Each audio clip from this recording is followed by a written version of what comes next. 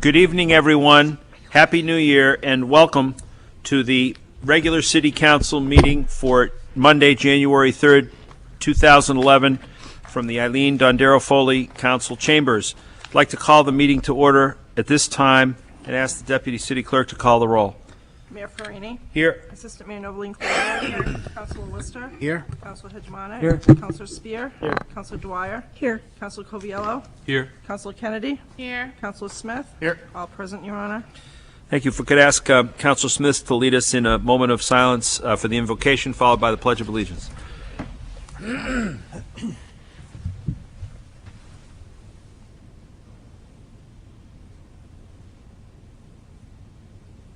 Please join me. I pledge allegiance to the flag of the United States of America and to the republic for which it stands, one nation, under God, indivisible, with liberty and justice for all.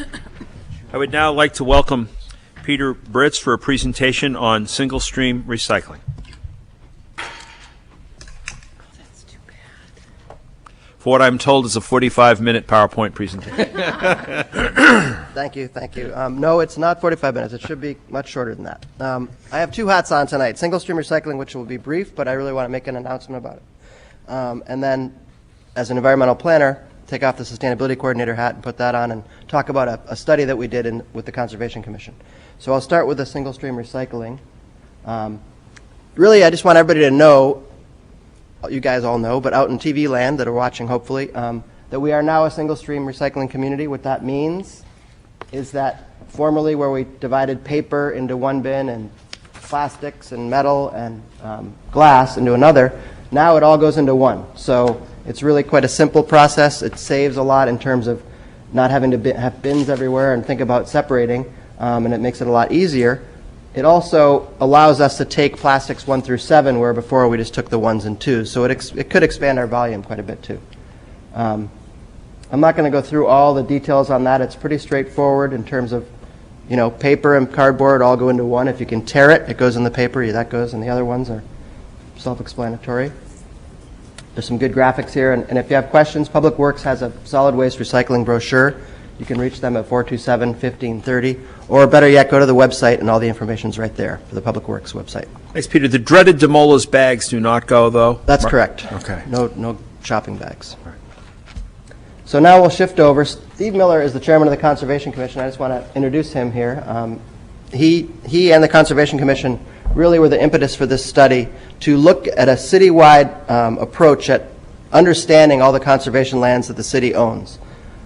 So going through a process and looking at all the city-owned properties, we identified 91 parcels that were substantially undeveloped. A few had little things on them, but for the most part, these properties are open space, forested or cleared, but had no buildings on them, had no city projects going on them, or there's only 1 or 2 that have like a ball field, but some backlands. So we looked at those as well. So there's 91 properties, and what we did was inventoried all the properties to see what was there, and then did a detailed natural resource inventory to look at the quality of the lands in terms of habitat and wildlife corridors, what types of functions, what type of plants. We hired Mark West Environmental to do the work. I'll say it at the end, but also the report. It's a pretty extensive report. We don't have many copies for distribution, but we do have it online, and there'll be an online mapping tool which will be easier to navigate than the whole report coming soon, and I'll talk about that in a little bit. In doing the study, we wanted to look at these features in particular: wildlife corridors, invasive species, access to properties, parking access. So the difference between access and parking access was access you could pull off the road, maybe safe, maybe not safe, but you could pull off and get to these properties. Parking access had an established parking area that you could walk from to get onto the property. Historical features that might have been present on the property, like stone walls or old foundations, that type of thing. Rare plants that are present from either the scientists walking the property or from the natural heritage inventory work that was done. Rare animal presence, same thing. Whether there was dumping on the property, and I'll talk a little bit more about that, but there's a fair amount of trash on some of these properties, so we're working to address that. Whether a property had watercraft access. The next one, non-point source discharge site, was just looking at where stormwater might go onto these properties, how the property is used to help with the stormwater citywide, or how the property might be able to be used in the future for that. And then wetland restoration sites, areas where we could restore the site to protect some wetland areas. Some of the highlights of the findings were the majority of the sites have at least one type of invasive species. Invasive species such as like Phragmites or bittersweet, that type of thing. A significant number of sites have rare plant communities. Several sites have non-point source discharge locations, and only a few of the sites had dedicated parking. So this form, I don't expect that you can read it, but it's meant to show, it's a two-sided field form that was used by the field scientists in going out and doing the work. So they took this form into the field and collected information about the site. So, things like what roads it's near, and then getting more detailed in terms of what type of forests are on the site, what type of wetlands. There's 4 pages of quite a bit of detail, and from the standpoint of staff and the Conservation Commission in keeping track of these lands, this detail all gets fed. This is basically a database form that gets fed into a database. So the information is then in the database that's connected to our mapping system. So that's what the GIS mapping is all about. So you can click anywhere on a GIS map and find out any information that was input on that form is at your fingertips. And so the goal here is not only to collect the data, but to have a way to update it easily. So now we know where all this information is. It's in one place and it's easy to update. I'll just click through these because you probably don't need all the detail on what's in there. This is a citywide map of the sites that were looked at, but what it really is trying to show here is the clusters. So see this whole area here is the Great Bog. It's made up of probably 15 parcels. Each one of these bigger areas that have contiguous parcels in them were defined as clusters because the clusters have not only the habitat value of a single parcel, but the adjacent parcel adds value to it just in the size and the ability for wildlife to move across the whole parcel and plants to move and that type of thing. So the clusters were selected. There was A through I here in clusters. And I'm going to zoom in a little bit on one of the clusters, which is this one down here. This is cluster A. We call it the Coach Road property or the old Maxim parcel. This is Lafayette Road coming down here. It's almost into Rye, and there's an old cul-de-sac that goes in on this parcel. You can see, so what this map is showing is you can see all of the green lines are city-owned parcel boundaries. So they're all showing up because they're in this study and they're contiguous in this cluster. The cluster area is this blue area. There's a lot more parcels that aren't showing because they're not owned by the city. So just so you're aware that this is just the parcels in the study. If you look, it's hard to see on this at this level, but there's a lot of these little symbols here, and they're all shown on the side on the map. And so these symbols here are for rare plants, rare animals. If there's a stormwater site, right here, this purple line shows a trail that goes through, which is a wildlife corridor, but it's also a overland cross-country sewer line route that gets used and gets maintained by the Water and Sewer Department, but also could get used by people to walk on possibly, but mainly for wildlife moving from one area to another. There's also a railroad track at the back of the property. This is some more pictures on the ground. So this is the field scientists took a lot of photographs of each of these parcels. I'm just going to click through some of the pictures of the property in this cluster A. This shows where the wildlife moves across. He was out there in the winter. This is that same roadway. This roadway is closed off because people were driving back and dumping on the property. So we closed it off. You can still park there safely and walk back into the property. It gets pretty wet pretty quickly, but maybe there's a way to improve that access. This is, again, wildlife moving across the property.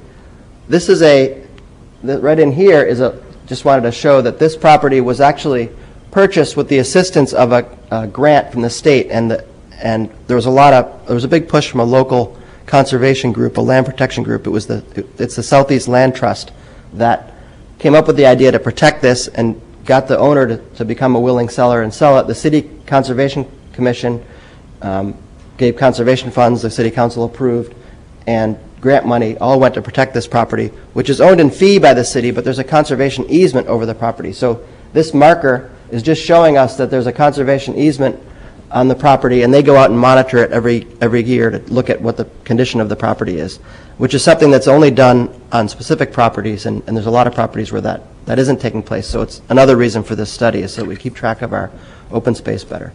This is that cross-country sewer line that I was talking about. Underneath this road is a sewer line, and I'm not sure if they always plow it or if it's just plowed because they were trying to get to something here, but it's a nice path through the woods. This happens to be a really valuable habitat. It's a white cedar habitat. These trees here are Atlantic white cedar, and it's a statewide rare species and the habitat that they live in. So important that this parcel is protected. This just shows what access might look like that isn't designated as parking. There's just a pull-off next to the railroad tracks there. You're kind of on your own. This is some deer scat that shows, some of the field signs of what species might be out there. And these are some feature examples. Right here, we're looking at two different invasive species. This is Phragmites, a pretty tall plant with like a bottle brush top. And over here, it's hard to see the purple in it, but this lower plant is purple loosestrife. So stormwater runs across Arthur Brady Drive, which this is here, and goes into this wet area and causes the growth of that. It could be improved to be a better drainage system to improve our stormwater network, but it certainly is at least an area where some invasive species have taken hold. This is another example of invasive species. This is Oriental bittersweet out on Little Harbor Road. It takes over the trees and starves them of ability to grow, kills them off basically. This is a trail showing one of the features is trails that we identified that are known trails. This is on Sagamore, the property we call Sagamore Headlands, out over the Sagamore Bridge. Has a nice parking spot. It's actually Seacoast Mental Health, but you can park there and walk down this trail to a dock at the end of the trail. This is an example of a timber stand. So one of the things that this study looked at was timber potential and whether there was areas where there could be logging. This is one area where the field scientist said there's quite a bit of white pine in there. It wouldn't necessarily hurt the habitat to take some of that out of there, and maybe at some point the city would want to entertain selling some of the timber on some of these properties. Again, this study wasn't a timber study per se. It wasn't an invasive species study. It looked at all these things across the map as a starting point. So these are kind of some of the results of the study that would need to be looked at further and talked about, but it's at least something that they identified. This is a picture of the dumping, and I was saying there's a lot of dumping found on these parcels. Some of this dumping comes from people driving their car and not wanting to drive to the transfer station or being from out of town, and some of it is from people actively camping on the properties. There's different usages. So with the Conservation Commission, and hopefully we talked with the city manager and Steve Miller about maybe getting some kind of steward program together, or maybe getting some help to look at these properties in a more formal way and start identifying where this dumping is occurring and how to limit it. One of the things that I've talked to some conservation groups about is if you have people walking on the properties, the public, or if you open trails up in places, you tend to limit this amount of this dumping because it doesn't feel as secluded and as safe to dump your junk there. So that's one of the things we'll be hopefully looking at. This is a green ash, and it is the largest green ash in Rockingham County, according to the wetland or the field scientists. This one we have a little recognition plaque for that. They found this ash out on, it's along the bypass on a parcel back in let's see, just south of the traffic circle.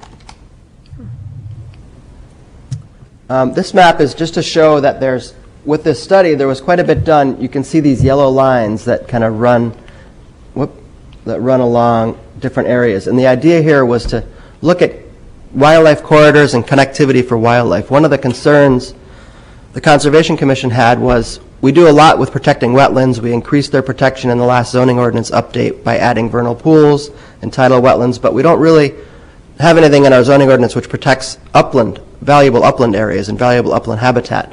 And it's not easy to do because, of course, those are the places people want to build, but in cases where there's really valuable wildlife, there's ways to move the development in certain ways so you're still allowing for wildlife to move through. So this is one of the, hopefully the long-term goals of this study is to look at where these corridors are and get a meaningful understanding throughout the city of how wildlife moves.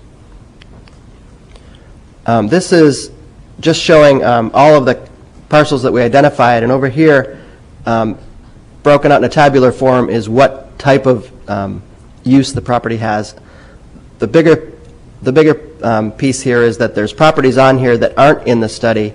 This goes beyond the study area to look at conservation properties by others, so we get a sense of where connectivity might be that isn't owned by the city, but it's state land or federal land or Nature Conservancy land or TPL, that type of thing.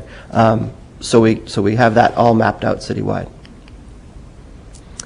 When they took a look at these field form, each one of these properties got a look at from the field scientist standpoint as to what sort of management could be done. And looking at these categories, each property, they assessed it and made some recommendations where it made sense for some management suggestions in terms of improving the access to the property, whether recreational trails like a walking trail would make sense on a property, what you could do to improve wildlife habitat on some of these properties, how we could make stormwater management work better, how to control some of the invasive species or where it is really a concern that makes sense to tackle, what type of wetland restoration could be done on some of these properties, what the education potential was. That often came about if it was near a school and school kids could go and learn some things about the property. Forest management I spoke about. Alternative energy, they tried to identify sites that might work for alternative energy. There wasn't too many because, like community gardens, without a clear site, they weren't going to recommend that you cut down all the trees to put these things in. So there were a couple things that rose to the top on that. And then stewardship and cleanup. So with these management suggestions, the Conservation Commission can start to understand these properties better and with help do a better job of managing them in the future. I just want to talk briefly about some of the usefulness of it. As I said, it's a report with lots of fold-out maps in it that you can look at the library. There's actually 5 copies at the library now you can go look at. But what I'm hoping people will do as soon as I get this up and running, we have all these maps are as JPEGs, as small files you can look at on your computer. This is a citywide projects map, so I kind of stole this from our website to show the example. So if you click on a number on this map, you'll go look at a citywide project which is happening. You know, they're repaving a road here or they're shutting down a street. Well, there'll be a map similar to this with a number on it of the undeveloped land properties. And so you click on that and you'll go to a map of that property and it'll show the parking symbol or the access symbol with a description of saying, you know, not safe to park there, do it at your own risk kind of thing. But to get people a sense of where these properties are, and if they want to go out and walk on them, they'll have a sense of where they are and what they're doing and get a better understanding of what's out there. And hopefully some of those people will be interested in helping us with the stewardship efforts in the future. This is what you'd click and you'd get a map like this. This is one of the sites that actually has an active recreation component to it, but the study really just looked at this part, the area of forest. Along here, there's trails, and along here that go out to an overlook down at Atlantic Heights, Hislop Park, and which one? Oh, I put the Great Bog in here as well. So this is more of a formal trail with handicap access, and this one is more of an informal trail. Both of these have formal parking, but in this trail here, you walk down, and then you're on your own in terms of finding the trail up through the upland area and back over here. So it's a little more challenging of a hike, let's say. And that's about it in terms of giving you a sense. I just wanted to give you a sense of what was done with the Conservation Commission and the contractors we had, and see if there's any questions. I don't know if you want to add anything, Steve, or just answer questions. Yeah. Well, thank you, Peter, and thank you, Steve, and the Conservation Commission for that this wonderful piece of work. Councilors, questions? Councilor Kennedy? Is there at any point a potential for trail guides or anything like that that people have started looking into? Yeah, what we talked about was maybe getting somebody on board to start with stewardship, and what that would mean is trying to identify areas to go out and basically clean up or set up trails.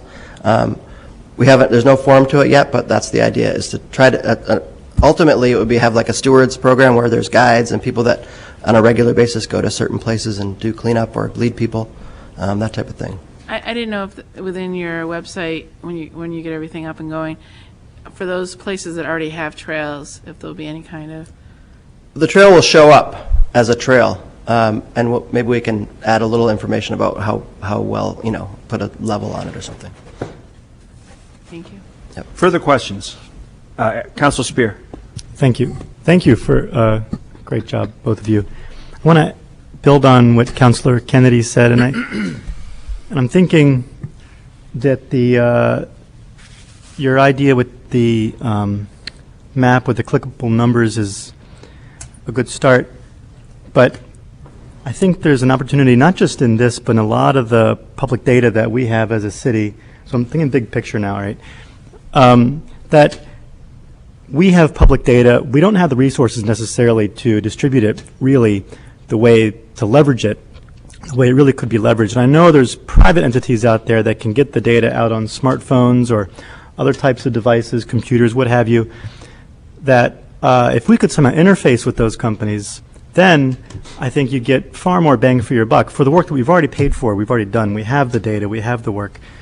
It's just, we don't have the resources to really maximally distribute it. Right. And I think trail guides are good, but nowadays so many people don't even use paper for anything. They probably just have a tablet or wherever they are. They want to know, where is it right now? Oh, I didn't know, open space, that was here.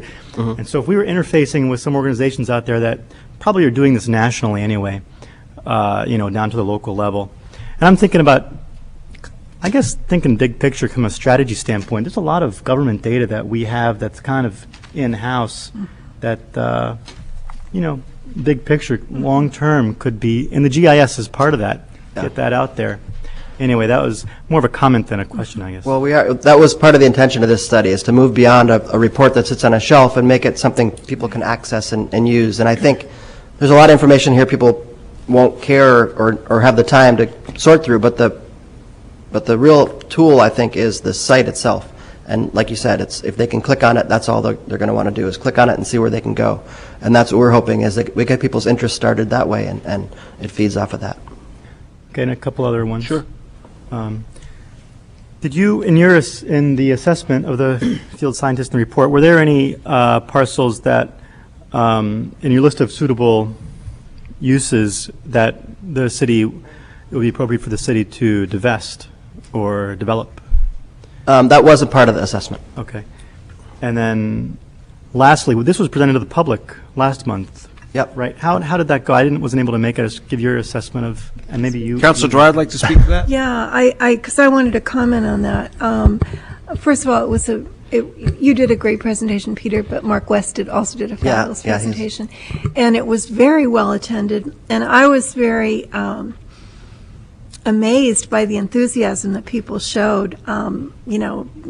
People stayed until I think they were probably kicked out of the library, because there were so many people who really do want to pick up on the stewardship, and the ability to do friends groups for some of these different areas, I think, is right there. I don't know if that's the responsibility of the Conservation Commission, or if that's going to be picked up in some other way by community development, but I think it's a great thing to seize on, because it was a room full of people, and I might say not only the usual suspects. There were people who came out for this who had love for particular pieces of land, or who just had recently developed an interest in something near their home. And I think it's just an incredible opportunity for volunteerism from people who maybe aren't connected to anything else, and including technology volunteerism of the type that Eric is talking about, like an app. I think, much like the Chambers app that's been done for downtown, would be terrific.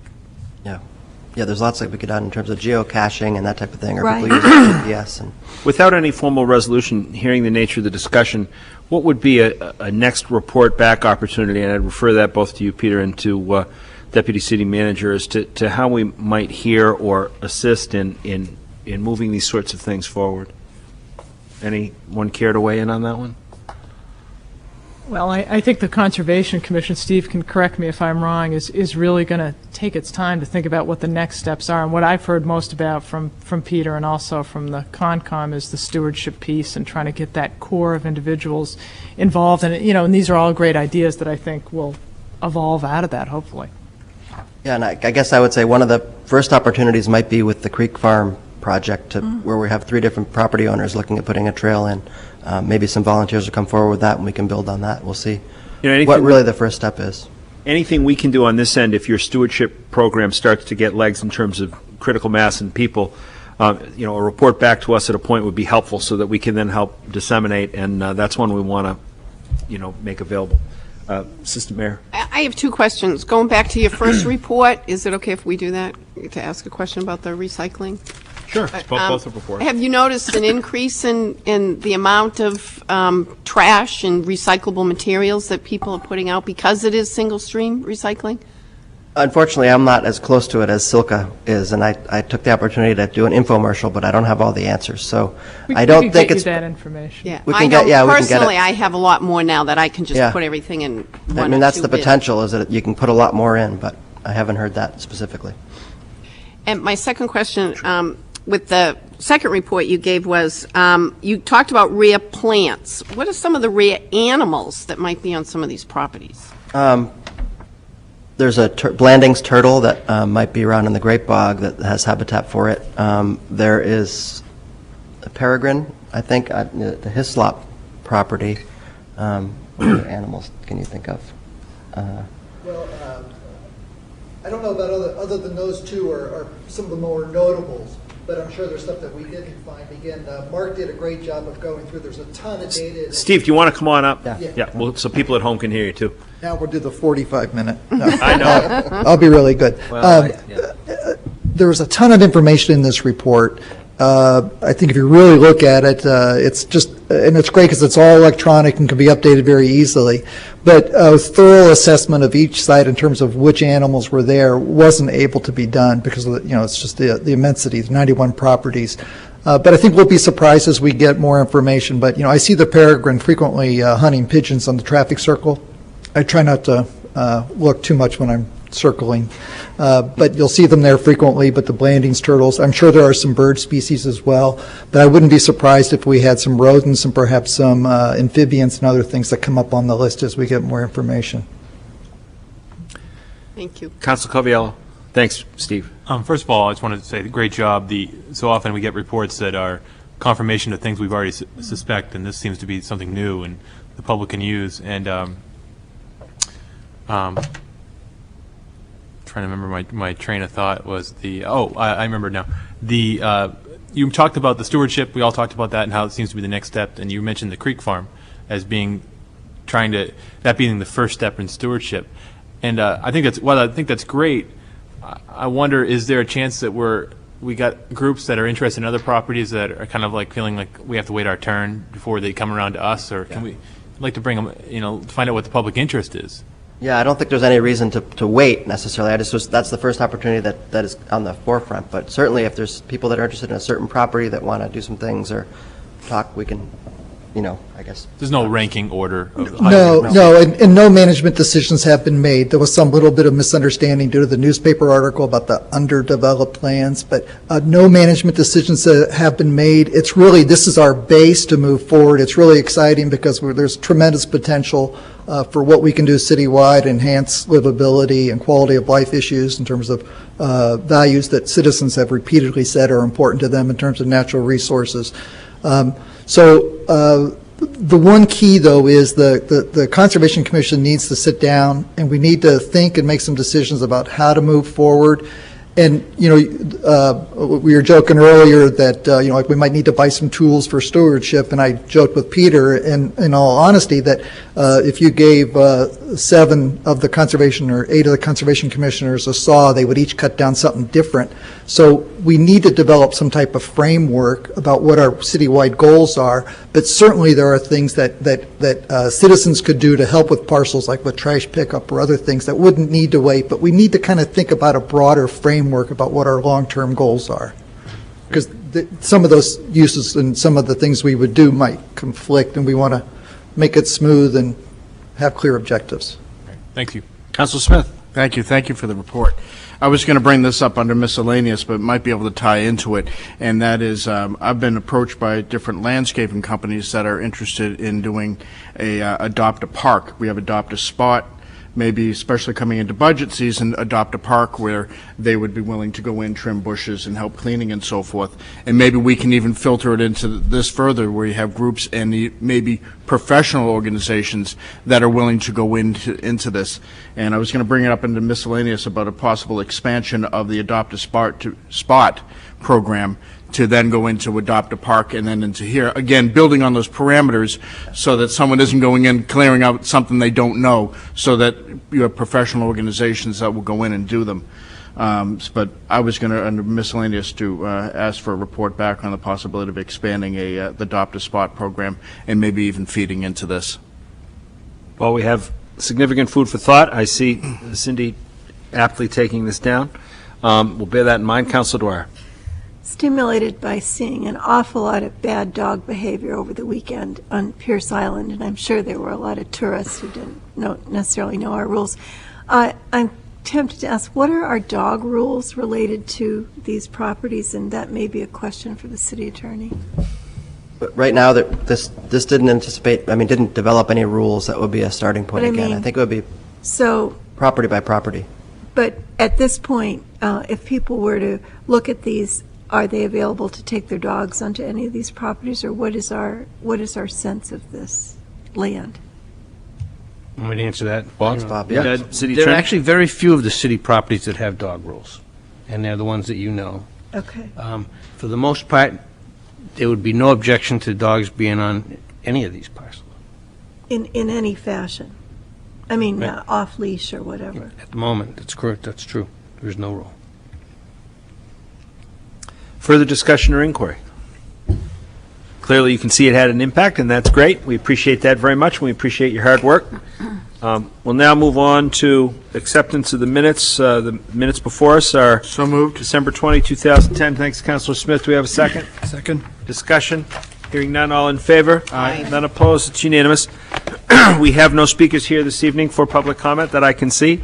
And with that, we'll move on to approval of grants and donations. The first being acceptance of donations to the Coalition Legal Fund from the town of Hebron in the amount of $1,500, town of Carroll in the amount of $1,000, and the town of Waterville Valley in the amount of $1,000. Do we have a motion to approve and accept? So moved. Second. Discussion. Hearing none, all in favor? Aye. None opposed, that's unanimous. Item B, acceptance of donations to the USS Virginia Fund, Harold Whitehouse, $20, and J.S. and Jean L. Smith, $100. Do we have a motion to approve and accept? Move to accept. Second. Moved and seconded. Do we have discussion? Hearing none, all in favor? Aye. None opposed, it's unanimous. Bob, if you could just note, although you may later in the agenda, when you would believe the date of the party is going to be. It's Saturday, January 21st at Red Hook. There were invitations to the city council members that went out this morning. I think the 21st is a Friday. Friday, I'm sorry. It is Friday, a okay. Friday. All right, thanks. Thanks, Council Lister, for your work with that. So did we move and vote on the acceptance of the donation to the USS Virginia yet? Yes. We did. So now we move on to item C, acceptance of donation to ArtSpeak for the HEART program in the Portsmouth Middle School. Brian Gregg has made a donation in the amount of $100. Do we have a motion to approve and accept? So moved. Second. Discussion. Hearing none. All in favor? Aye. None opposed. That's unanimous. We have two donations before us for the acceptance of the African Burying Ground project grants. Jeffrey Clark and Martha Fuller Clark Fund, $1,000, and the Otto Haas Charitable Trust 2 Fund, $2,000. Before I accept a motion on this, I'll just, from an informational perspective, let you know that these funds are not going to be part of the matching which we had previously voted. Rather, they are for soft development costs up front for promotional materials, things of that nature, so they'll be expended in the first instance. And before you voted on it, it's important that you just are made aware of that. So with that, do we have a motion to accept and expand? So moved. Second. Discussion. Hearing none. All in favor? Aye. None opposed. It's unanimous. We next have, excuse me, the first reading of a proposed bond resolution for up to $3 million for treatment plant engineering and equipment performance testing and long-term control plan implementation. And this is, again, obviously the beginning of the process for the treatment plant. Does anyone care to make a motion to move and pass first reading? We'd be seeking to schedule a public hearing and second reading of a proposed resolution at the January 18th meeting, remembering, councilors, that typically the presentation that would be done to be explicatory of what that bond issue would be about, or vote rather would be about, would be offered at the second reading as we typically do. So moved. We have a motion. Do we have a second? Second. Discussion. Council Kennedy. I am still not ready to make this $3 million commitment until I see where we're at with the EPA and DES. We have not heard back, or at least I have not heard back, and if other people have, then maybe we should be kept up to date. And I'm uncomfortable making this resolution until we have heard back, so we know what direction we're going and where we're going. So I'm very uncomfortable voting for this, and I will not be voting for this until I hear where we're at, so that I make sure that the $3 million is going to a place I feel comfortable supporting. Council Coviello. I have similar concerns, but from our past practice, the question period usually happens at the second reading, so I was planning to wait till then to ask. But Deputy City Manager, do you care to speak to this? And I'll continue to recognize speakers as we go. And we're aware of that concern, and EPA has committed to get back to us by January 18th, so we'd have that information by the time you get to the second reading vote. Further questions? Discussion? Hearing none, we'll ask for a roll call vote, knowing that we need a 2/3 vote for passage. Assistant Mayor Noveline Clayburgh. Yes. Councilor Lister. Yes. Councilor Hijmanic. Yes. Councilor Spear. Yes. Councilor Dwyer. Yes. Councilor Coviello. yes. Councilor Kennedy. No. Councilor Smith. Yes. Mayor Farini. Yes. Passes 8-1. We now move on to item B, which is the third and final reading of amendments to Chapter 7, Vehicles, Traffic, Parking, Omnibus Ordinances. Before us would be a motion to pass third and final reading for the proposed changes. They've been before us before. Does anyone care to make a motion? Move past third and final. Second. Discussion. Council Kennedy. I will also be voting against this one due to the fact that we are taking away parking spaces, and I'm uncomfortable with that with our parking shortage, and we're taking away parking time. It's not exactly the space, but it's time that space can be utilized for downtown customers. Further discussion. Hearing none. All in favor? Aye. Opposed? Council Kennedy votes opposed. Item C. Third and final reading of an ordinance amending Chapter 7, Article 2, taxi cabs. Of the ordinances from the City of Portsmouth, that they be stricken in their entirety and replaced as has been offered. We'd be moving and passing third and final reading of that ordinance as recommended by the Taxi Commission. So moved. Second. We have a motion duly seconded. Discussion. Hearing none, all in favor? Aye. None opposed, it's unanimous. We have a number of donations under one item on the consent agenda.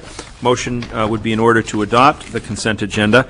The acceptance of donations for Art Speak Annual Appeal 2010 are as follows.